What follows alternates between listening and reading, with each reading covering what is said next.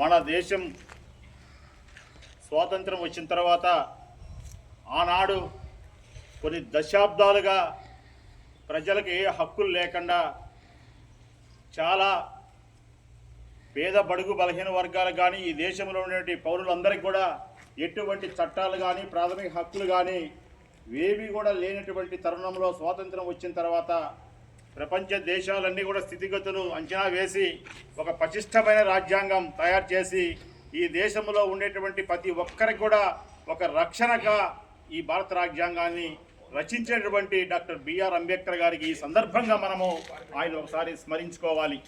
ఈ దేశంలో పౌరులు సమానులు, ఆస్తుల్లోనూ అంతస్తుల్లోనూ అందరికీ సమానత్వం ఉంది.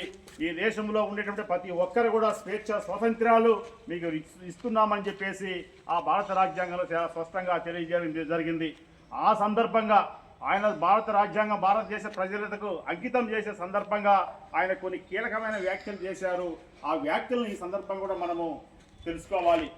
భారత రాజ్యాంగం మంచిదైతే అమలు చేసేవారు చెడ్డవారైతే భారత రాజ్యాంగం చెడ్డదవుతుందని, భారత రాజ్యాంగం చెడ్డదైతే అమలు చేసేవారు మంచివారైతే భారత రాజ్యాంగం కూడా మంచిది అవుతుందని ఆ రోజే చాలా స్పష్టంగా తెలియజేయడం జరిగింది. పాలకులు ఏ విధంగా భారత రాజ్యాంగాన్ని అమలు చేస్తారో వాళ్ళు అమలు చేసే విధానాలను బట్టి ఈ దేశంలో బడుగు బలహీన వర్గాల అన్ని ప్రజల యొక్క ఆర్థికల్లో సమానత్వంలో కూడా మెరుగుపడే అవకాశాలు స్పష్టంగా ఉన్నాయి. కాబట్టి భారత రాజ్యాంగాన్ని 100% స్పష్టంగా అమలు చేయాలని మేము కోరుకుంటున్నాము. రాబోయే రోజుల్లో ఈ దేశంలో యువత కోట్ల మంది యువతున్నారు.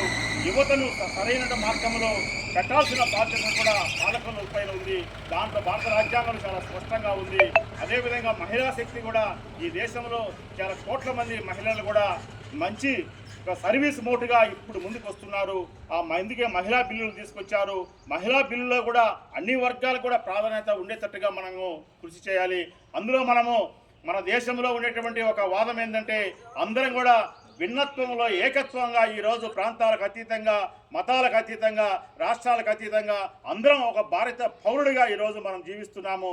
ఈ యొక్క స్ఫూర్తిని రాబోయే రోజుల్లో ప్రపంచవ్యాప్తంగా ఒక ఆదర్శమైనటువంటి ఈ దేశంగా తీర్చిదిద్దడానికి మనం అందరం కూడా ఆ విషయంలో పాలు పంచుకుందామని తెలియజేసుకుంటూ ఈ అవకాశం ఇచ్చిన అందరికి కూడా అభినందనలు తెలియజేసుకుంటూ సెలవు తీసుకుంటున్నాం.